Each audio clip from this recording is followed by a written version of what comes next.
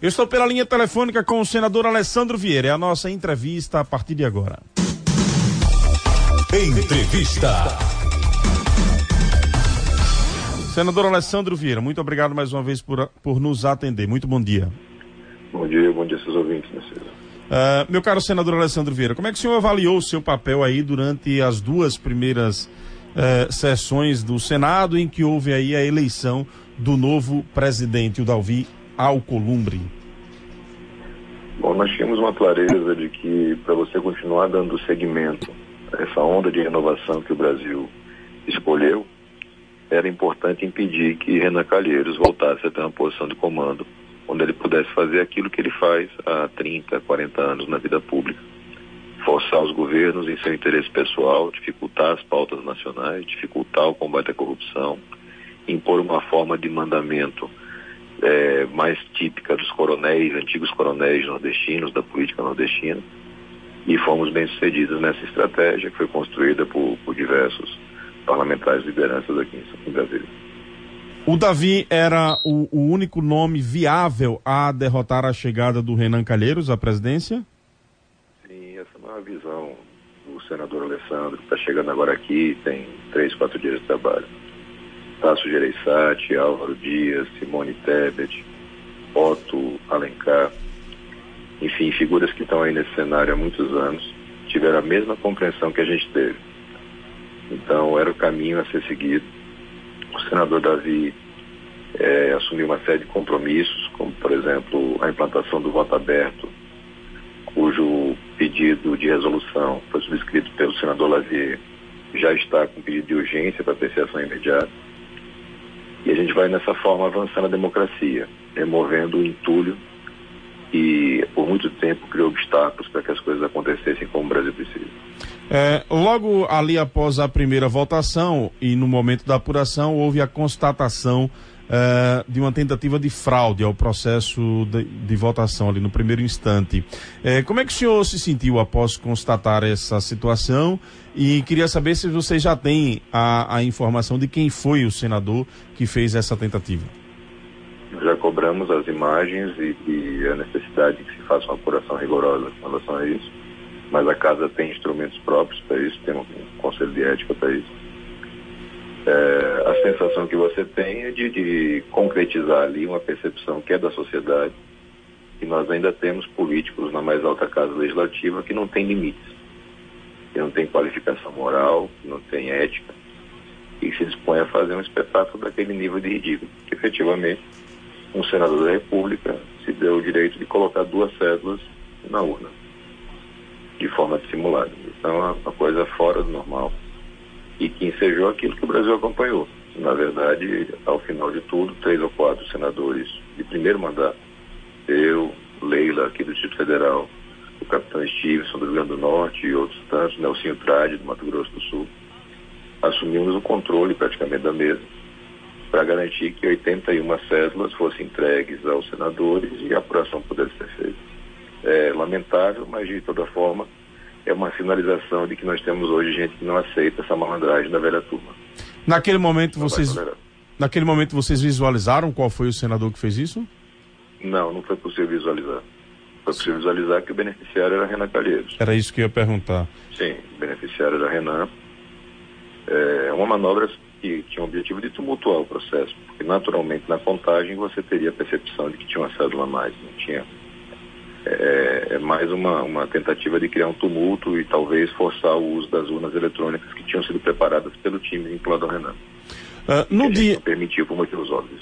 No dia anterior, o grupo que estava defendendo o Davi, e o senhor referendou isso em um discurso, naquele momento em que se tentava cancelar a votação após a renúncia do Renan, da candidatura a presidente, o senhor atestou que no segundo dia vocês formaram maioria para eleger o Davi. Do primeiro para o segundo dia, quais foram as articulações que existiram para se construir essa maioria?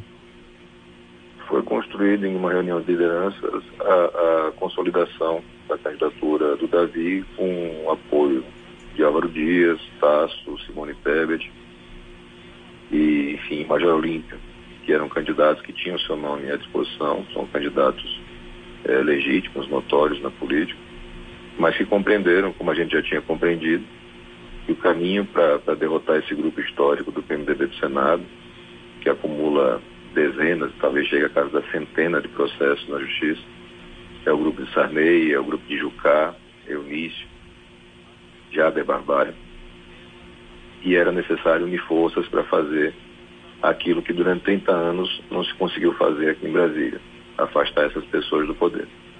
E estamos fazendo isso. Então, nesse sentido, não há dúvida que foi uma grande vitória.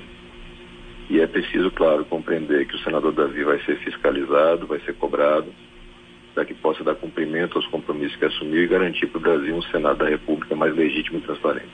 Houve pressão por parte do Onyx Lorenzoni para a chegada do Davi à presidência do Senado? Esse tipo de leitura é compatível apenas com quem se informa muito de longe de Brasília. O Davi tem o apoio do Onyx, são do mesmo partido, tem uma certa relação de amizade, mas você não pode imaginar que uma ação do Onyx Lorenzoni vai mudar a opinião de um Álvaro Dias, de um Tasso Gereissati. É uma certa dose de ingenuidade. O que aconteceu foi que essas pessoas, ao longo de décadas no Senado, não conseguiram reunir forças para tirar Renan e seu grupo do poder. E nesse momento perceberam que era possível fazer isso se juntando com um grupo de 10, 12 novos senadores e fazer essa mudança que o Brasil testemunhou. Então não existe essa teoria de pressão do governo, coisa parecida. O grupo do PMDB é historicamente conhecido por trabalhar com qualquer governo. Essas figuras estiveram com o governo militar, estiveram com Sarney, Fernando Collor, Lula, Fernando Henrique, Dilma, com todos. Eles sempre estão perto do poder. Então a leitura tem que ser feita com os olhos da verdade, não com interpretações muito toscas. Havendo ou não a distorção desta interpretação, o DEM, que é o partido do ministro Onyx Lorenzoni, comanda hoje a Câmara e o Senado. A imprensa nacional, inclusive, trata disso como uma estratégia muito bem sucedida por parte do ministro. O DEM, como diversos outros partidos, tem também diversos membros envolvidos em processo de corrupção no Brasil. Inclusive, nesse sentido, o jornalista Diógenes Braine traz a seguinte nota hoje: 6 por meia dúzia. O senador Alessandro Vieira trabalhou e votou em Davi Alcolumbre para presidente do Congresso. Em outras palavras, trocou 6 por meia dúzia. Davi nada tem a ver com uma nova política para o país, assim como Renan não tinha. A pergunta é, senador Alessandro Vieira, qual a garantia, sendo o DEM também um partido com diversos membros envolvidos em corrupção, de que nós estamos realmente entrando em um novo momento na política brasileira? Qual a garantia disso? Isso é, de certa forma, até óbvio, Narciso. Você comparar um cidadão como Renan Calheiros com qualquer outro, literalmente qualquer outro dos 81 senadores, é uma agressão à inteligência do cidadão. Renan está envolvido em tudo aquilo que o Brasil testemunhou ao longo de décadas, em termos de apropriação predatória do Estado, em termos de corrupção. Isso é notório. O senador Davi é um senador jovem, é mais novo que eu, tem 41 anos, eu vou fazer agora 44. Foi parceiro de chapa de Randolfo Rodrigues, lá no estado de origem. Fez a campanha e conseguiu fazer a retirada, a remoção do grupo histórico José Sarney, que dominava aquele estado. Teve méritos junto aos colegas aqui para agregar esse grupo e conseguir sua vitória. E vai ser fiscalizado. Se ele incidir em qualquer tipo de erro, vai ser da forma mais dura possível, cobrado e fiscalizado. Você não pode imaginar que um senador de 41 anos, que teve que fazer toda essa coalizão para chegar ao poder, se confunde com uma raposa como Renan Calheiros. É forçar interpretações para tentar reduzir a mudança, seja por interesses paroquiais de Sergipe, seja por incompreensão do cenário. Existe uma necessidade no Brasil de avançar. Esse avanço, ele decorre, ele tem como base deixar para trás figuras históricas que só fazem atrasar. São âncoras pesadas que não deixam o Brasil caminhar.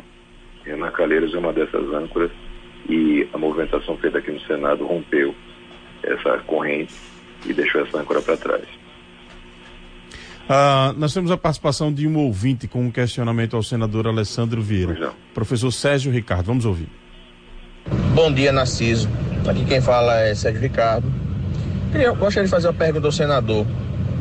Como é que o Davi representa a renovação, se é ligado a um partido tão tradicionalista como é o DEM? Não é uma renovação, porque o DEM é um partido, a gente sabe da história do DEM no país, e ele apoia, né, a bandeira dele é a corrupção, o combate à corrupção e ao Alcolumbre, com 2 processos, se eu não me engano é no Supremo, no TSE, de compra de votos, alguma coisa dessa natureza.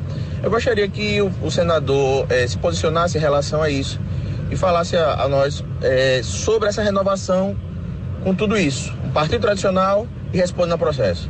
Muito obrigado. Fica à vontade, senador. É uma situação básica, uma conta básica. O Renan responde a 14 processos. Eu preciso tirar o Renan de lá.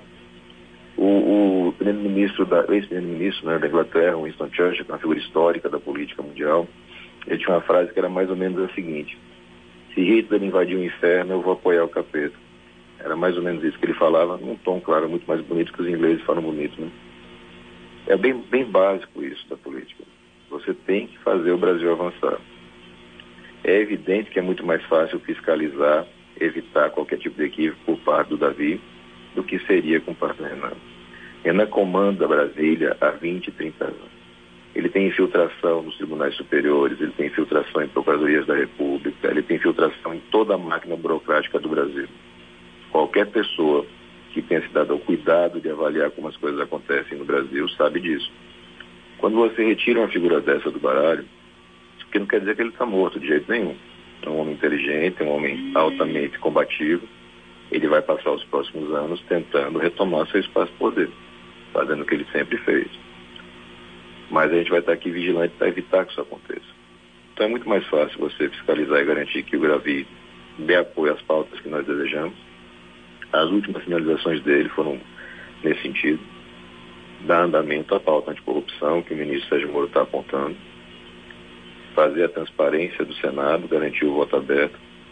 E você vai estar mudando o cenário que é cristalizado desde a redemocratização, ou seja, desde 1935. São avanços que a gente faz. Eu entendo que tem gente que perdeu a eleição, perdeu aqui também. O PT aqui estava com Renan Calheiros. Esse é o voto ético? Esse é o voto em benefício do Brasil, votar em Renan? Eu não posso compactuar com isso, eu não vim para Brasília para brincar. Para mim estar aqui não é um motivo de festa, alegria, eu não sou uma pessoa que tem essa vaidade pessoal de ser eleito, votado. Eu quero fazer o Brasil avançar. Para estar aqui eu estou abrindo mão de estar com minha família em Sergipe. Tenho 3 filhos pequenos, esposa, não posso estar com eles porque eu preciso estar aqui prestando uma missão para o Brasil, uma missão para Sergipe. E para fazer isso a gente tem que ter foco e objetivar. Era uma primeira meta para estar aqui e garantir que o Senado fosse renovado. Isso com certeza aconteceu. Uma pergunta... Pois não. Pode concluir, senador. Não adianta criar interpretações ou firulas para mudar isso. Não há como comparar Renan Calheiros com qualquer um dos senadores, que dirá com o Davi, que tem 41 anos. Uma pergunta do Jonas aqui. O que pode acontecer com o senador que fraudou a votação, caso seja comprovada a fraude? A fraude está comprovada. Né? Se nós conseguirmos identificar com suficiente certeza esse senador, o pedido vai ser pela cassação do mandato. Não há como se tolerar uma figura dessa no parlamento. A luta é para conseguir garantir a identificação com suficientemente meios de prova. Enfim, você tem que ter uma imagem para que a gente consiga perceber isso com clareza. E estamos trabalhando para que isso aconteça. A companheira Magna Santana tem uma pergunta para fazer ao senador. Magna, à vontade. Obrigada, Narciso. Bom dia ao senador Alessandro. Eu queria só reforçar, voltando essa questão da votação, e que aí, o que vai ser feito, o senador chegou a comentar sobre essa questão de uma tentativa de fraude. Eu percebi muito como estratégias, né, de ganhar tempo, muito mais do lado do Renan, principalmente do lado do Renan Calheiros, tanto é que depois, quando ele percebeu que realmente não tinha mais jeito, pela pressão popular, pelas redes sociais, o Ibope da TV Senado foi lá para cima, e redes sociais também. E então, o que será feito? Que tipo de procedimento? Se dá em alguma coisa ou não? O que é que o senhor fez sobre isso? A gente está cobrando para que dê. A gente vai trabalhar para que isso aconteça, mas existe uma estrutura da casa. Né? Aqui eu não sou delegado de polícia, eu sou senador. Então, em mesa ainda foi feito o requerimento por parte do Major Olímpio, e eu subscrevi também, no sentido de se tivesse acesso às imagens, para que a gente possa visualizar e tentar identificar quem fez esse movimento. Mas tão importante quanto isso é ter logo a aprovação do voto aberto. Um senador da República dizer que não vota porque tem medo de retaliações, como a gente ouviu gente como Cátia Abreu e outros falando, é ridículo. Você imaginar que um senador não tem autonomia para manifestar sua escolha é uma falta de respeito para os eleitores. E aparentemente, tudo indica, nós teremos muito brevemente esse assunto resolvido. E o Senado passará a ter votação aberta para esse tipo de situação.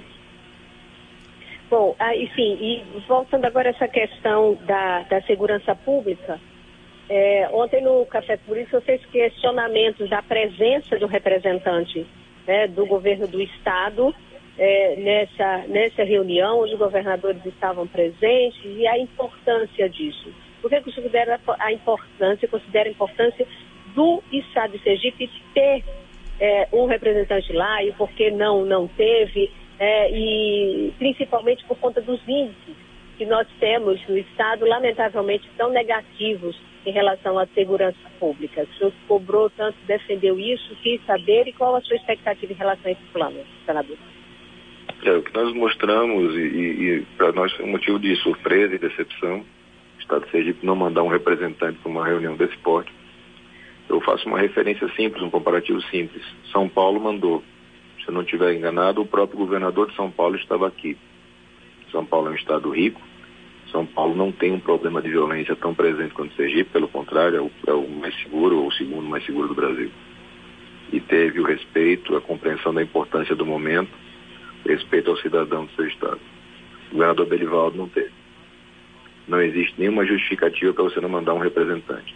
Ainda que o próprio governador tenha algum problema pessoal, uma necessidade da posse ao secretário Birajara, por um motivo lá, enfim, muito pessoal dele, mas não mandar um representante, se omitir, isso é um desrespeito com o cidadão sergipano.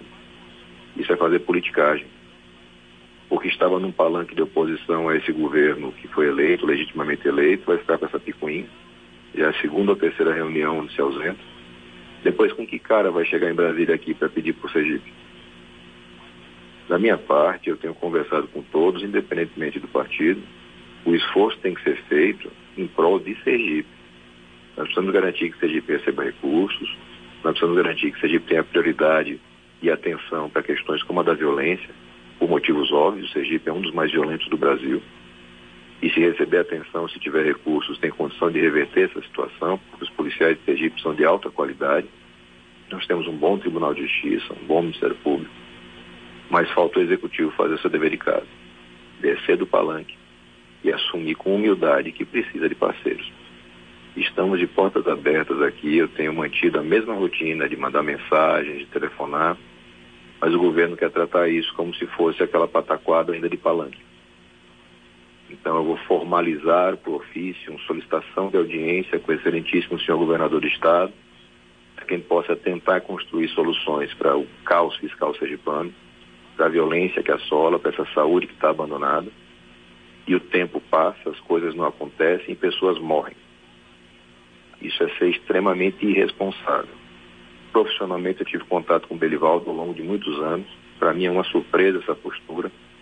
Espero que seja uma questão de adaptação ao novo cargo, porque historicamente Belivaldo foi um homem ativo, humilde e de bom trato. Não compreendo essa mudança. Acho que é importante que Sergipe se desarme. Tudo que puder ser feito por Sergipe tem que ser feito. Da minha parte, eu vou estar fazendo todo o esforço, tentando, junto com a bancada aqui de Sergipe, garantir que Sergipe tenha o seu espaço, enfim, na referência do governo federal. É importante demais. E por isso a cobrança vai ser feita, e vai ser feita pela obrigação que eu tenho de fazer voz para os quase 500 mil sergipanos que votaram em mim. Última vez que o senhor nos concedeu em entrevista, senador, e que inclusive se referiu, melhor dizendo, a este pedido de audiência ao governador, o governo do... Vamos fazer o contato com o senador Alessandro Vieira. Eu estou ouvindo você. Ah, não? Caiu não? É outra linha? Muito bem, ok. Desculpa, pensei que era a sua linha que tinha caído. Da última vez que o senhor nos concedeu entrevista, fazendo referência a esse pedido de audiência que não teria sido respondido pelo governador Belivaldo Chagas, o governo emitiu uma nota de que não identificou essas solicitações e que Belivaldo havia lhe dito que não precisaria agendar, que ele estava sempre à disposição. Como é que o senhor viu essa nota de resposta do governo? Ela é incompatível com os fatos. Está aqui mensagens enviadas com confirmação de recebimento sem resposta. Isso aí, enfim, você faz parte de grupos em comum, né? Juntamente com o governador, com o Salles, com o Felizola, que é o secretário da Casa Civil, e você sabe que essas cobranças acontecem e não existe um retorno por conta do governo do Estado. Muito bem. É uma questão de escolhas. E qualquer um pode fazer, desde que tenha a responsabilidade de arcar com as consequências disso. Da minha parte, cabe o quê? Continuar insistindo para que o trabalho seja feito e dando transparência. Porque na hora em que não chegar recurso em Sergipe, porque o governo não se dispõe a dialogar com o governo federal, é preciso que tenha bem claro que a culpa é do governo de Sergipe, não do governo federal. Até o momento, o governo federal não recusou nada.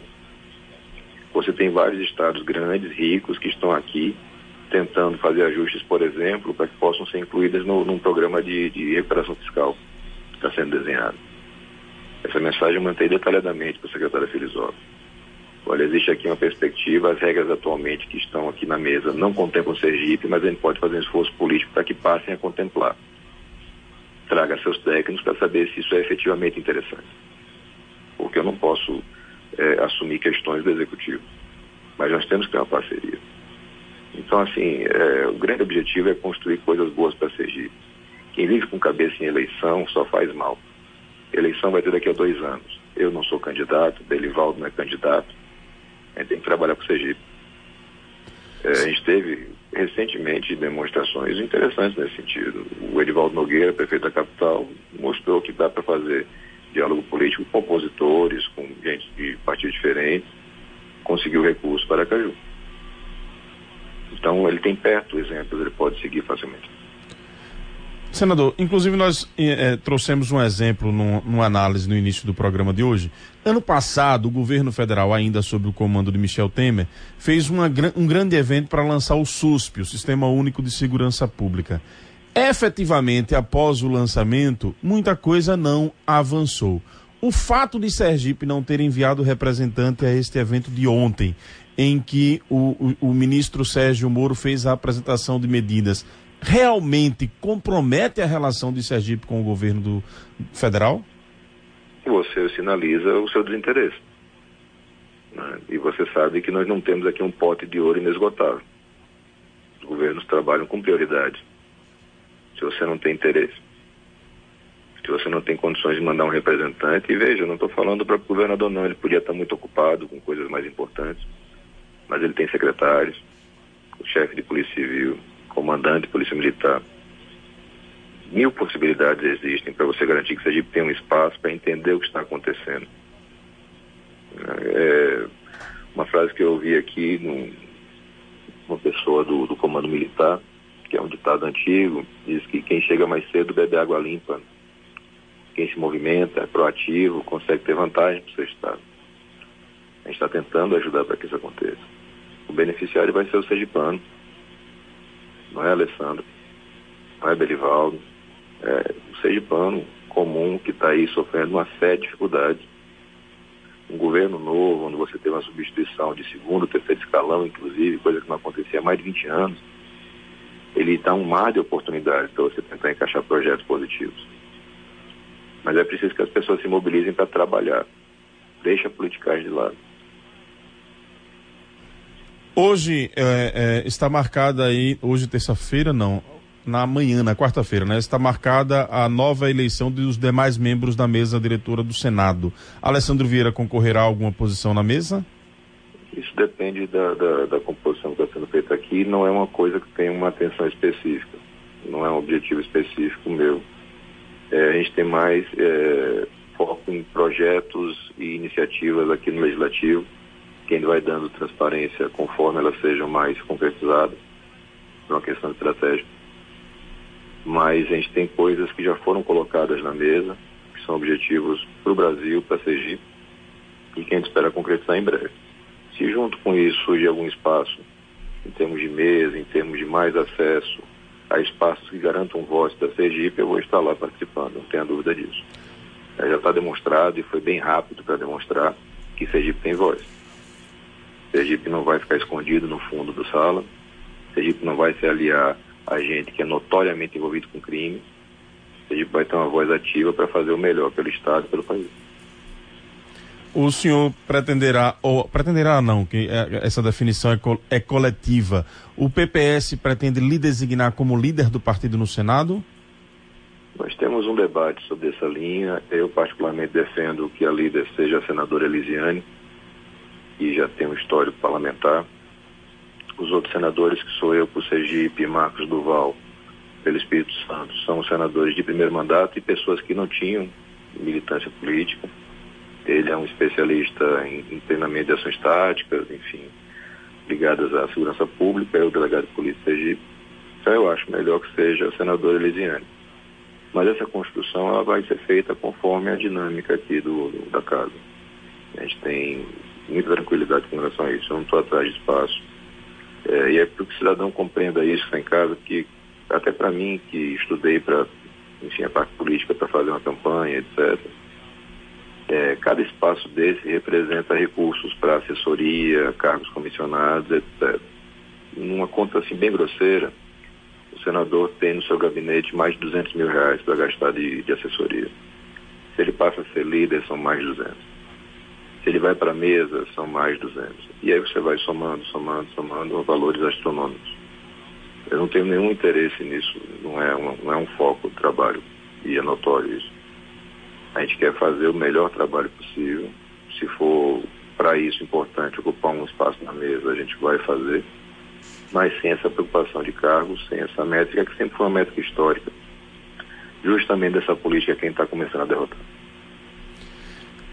O Rodrigues, ele pergunta o seguinte: senador Alessandro será então apoiador do presidente Bolsonaro? Vai apoiar também as reformas? Esse é o Rodrigues. E o Cosme pergunta o seguinte: pergunte ao senador Alessandro se é verdade que Sérgio Moro convidou a delegada Daniele Garcia para fazer parte da sua equipe. Bom, essas duas perguntas. Com relação a Daniele Garcia, quem fala sobre isso é a própria Daniele ou a equipe do Ministério da Justiça. Eu não tenho por que falar sobre isso. Com relação a apoiar o governo Bolsonaro, o que eu informei ao ministro Onix, em reunião que a gente teve no próprio Palácio do Planalto, é que a nossa postura será de independência. Aquelas pautas que são positivas, são efetivamente produtivas para o Brasil e para a Sergipe, vão ter nosso apoio.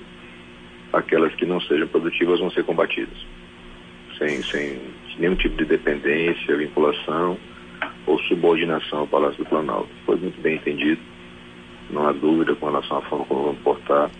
Tem um exemplo concreto agora. Talvez a primeira proposta que já está materializada, ainda que de forma preliminar, que é o pacote anticrime. Ele é um pacote que tem muita coisa boa, mas já apresenta de cara um ponto falho. Ele não traz nenhum tipo de medida ou atenção para a prevenção. E essa é uma coisa que a gente vai no diálogo aqui buscar corrigir, porque prevenção é essencial para que você possa reduzir indicadores de violência, não apenas a repressão qualificada. Então as medidas são boas, a gente já está reunindo um time de especialistas para que a gente possa ter um debate transparente sobre isso, para ajudar a orientar os colegas senadores, para ajudar a instruir e informar a sociedade, ajustar aquilo que seja necessário nessas propostas e fazer com que elas tramitem e sejam aprovadas com a máxima velocidade. Esse é o nosso objetivo para essa seara aqui. O Walter do Orlando Dantas diz o seguinte: Alessandro agora vai ver em que meio ele entrou. Espero que ele faça a diferença. Eu apoio o Alessandro para a liderança do partido no Senado. Sergipe ganha com essa posição. Essa é a posição do Walter do Orlando Dantas, senador. Eu agradeço as palavras do Walter. A gente vai estar fazendo o melhor trabalho possível aqui e pedindo que o Sergipano continue acompanhando com atenção. Vamos fazer mais interação aqui do senador com outros ouvintes. Vamos ouvir o Fernando do Grajeru.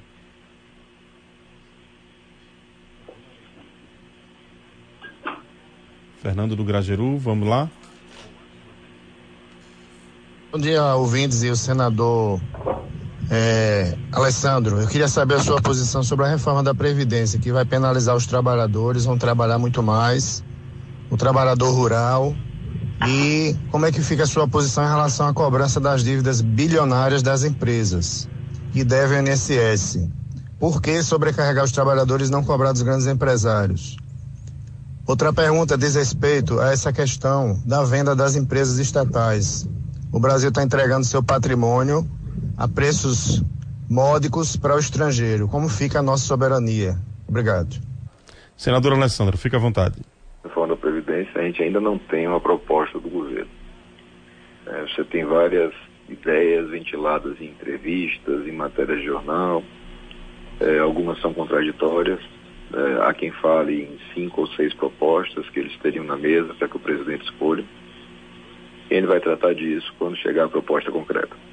Você às vezes gasta muito tempo e energia discutindo uma coisa que não vai sequer ser enviada para cá. Mas eu posso antecipar que eu entendo que é necessário dar um tratamento diferenciado para o trabalhador rural. O Brasil ainda tem essa realidade. Eu entendo que é necessário fazer regra de transição consistente, tranquila, para que você não penalize o trabalhador que não foi o causador do problema da Previdência. Os problemas da Previdência decorrem numa péssima gestão e, em grande parte, de roubalheira. Então, isso precisa ser bem avaliado. A gente vem conversando com especialistas, mas com muita tranquilidade para que você possa trabalhar com base no concreto, com base naquilo que vai ser apresentado pelo Executivo. Já é um compromisso do presidente eleito, senador Davi, que tão logo chega essa proposta, ela chega pela Câmara, mas no Senado já se cria uma comissão especial para que a gente comece a antecipar esse debate também aqui na Câmara Alta, para que a gente possa ter um processo mais rápido de tramitação. A gente tem uma vontade muito grande, essa é uma vontade de vários senadores, de modernizar regimento, modernizar as práticas, dar mais transparência e dar mais eficiência. A gente não pode ter processos legislativos que arrastem por anos, o que isso é um prejuízo muito grande para o país. Vamos a mais um ouvinte, Aragão do Bugio. Narciso, só lhe pedindo a compreensão, se não me engano, a gente já tem outro compromisso e a produção foi avisada. Ok. Então, vamos só encaminhar aí, vamos ouvir o ouvinte, mas vamos seguir no caminho final. Ok, vamos ouvir então, numa sequência, 2 ouvintes aqui para conseguir interagir o senhor com eles. Vamos lá. Bom dia, Narciso, bom dia, Antero, bom dia, Magna, Pereirinha. Gostaria de fazer uma pergunta ao senador Alessandro. Senador, o que é que você acha do pacote de medida apresentado por Sérgio Moura, que irá para o Congresso? O que é que o senhor discorda e concorda? Um bom dia, Aragão do Bugio. Narciso, bom dia. Pergunta ao senador como ele vai identificar esse meliante que fraudou as urnas no meio de tantos meliantes que tem lá no Senado Federal, como nós vimos a bagunça lá no Senado Federal na dia da eleição. E aproveite também e pergunte a ele se ele vai ter o mesmo perfil de Almeida Lima defendendo o presidente do Senado. A gente não sabe nem como ele vai se comportar a partir da sua eleição. Muito obrigado. Givaldo Silva, da Barra dos Coqueiros. Jornal da Pan, com você no WhatsApp. Aqui um registro também, o deputado estadual Samuel Carvalho parabeniza o senador Alessandro Vieira pelo início dos trabalhos no Senado Federal. Senador, fique à vontade. Preciso aproveitar a fala de Samuel para parabenizar os nossos parlamentares, Samuel, Dilson, Kit e George, assumiram o seu espaço na LES, e também o Cabo Didi, que assumiu como vereador em Aracaju. São 5 parlamentares que eu tenho certeza que vão orgulhar muito Sergipe, orgulhar nossa capital, e fazer um trabalho transparente e independente. É uma forma diferente de fazer política. As pessoas dizem muito que eu não sou muito sorriso, de rir, mas foi difícil controlar aqui o riso com relação a essa menção ao Almeida Lima como parâmetro de atuação parlamentar. Não existe nenhuma possibilidade de eu fazer isso. Defesa incondicional de quem quer que seja. A gente tem que defender atitudes transparentes e corretas. Então, essa é a nossa linha. Com relação à situação do plano, do projeto anticorrupção, anticrime, como sendo apresentado, né, o pacote do Sérgio Moro, nós estamos reunindo os especialistas de fazer uma análise Na imensa maioria das medidas eu concordo, várias delas eu já subscrevi, com apoio ao projeto do Transparência Nacional. A gente acha que é importante inserir alguma coisa relativa à prevenção. Aí em Sergipe, o Coronel Rocha vem fazendo essa análise, é uma análise tecnicamente muito correta.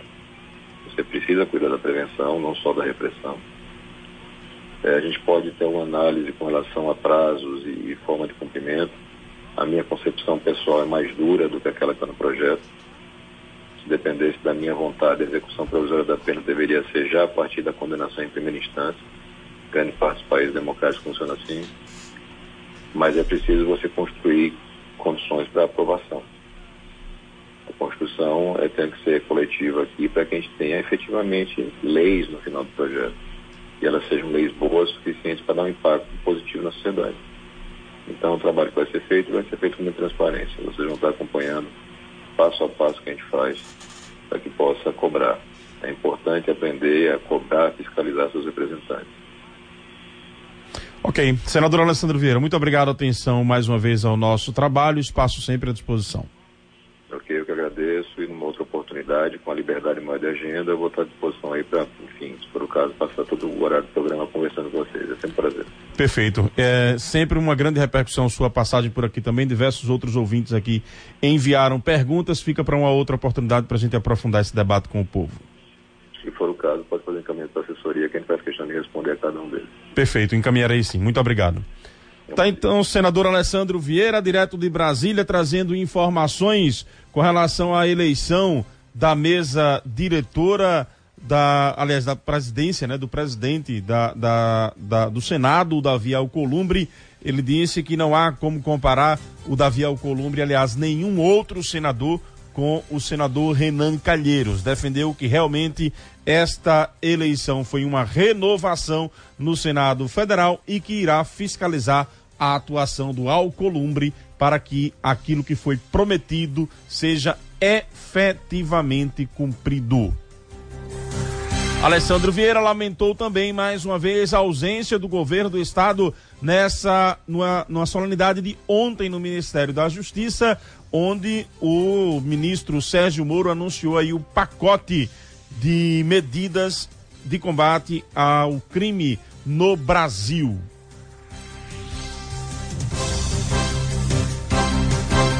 Você ouviu também o senador Alessandro Vieira fazer um chamamento para que, segundo ele, o governo do estado desça do palanque e não crie uma relação de rivalidade com o governo federal. Promoções InfoMC Tecnologia, grande promoção InfoMC, toda a linha de suporte articulado, sistema de automação comercial e impressora Bematec em 10 vezes de 155. Faça seu orçamento sem compromisso. Telefones 3041-3838, 3043-2777. Promoção na InfoMC Tecnologia é para limpar o estoque. Morar de aluguel não tá com nada. O fluxo dos fluxos vai morar no AP do Boizinho, o Parque da Avenida. São 2 quartos em condomínio seguro, com área de lazer completa e a 2 minutinhos do Shopping Prêmio. Para saber mais, ligue 3251-5001, 3251-5001 e puxe pra Estanza.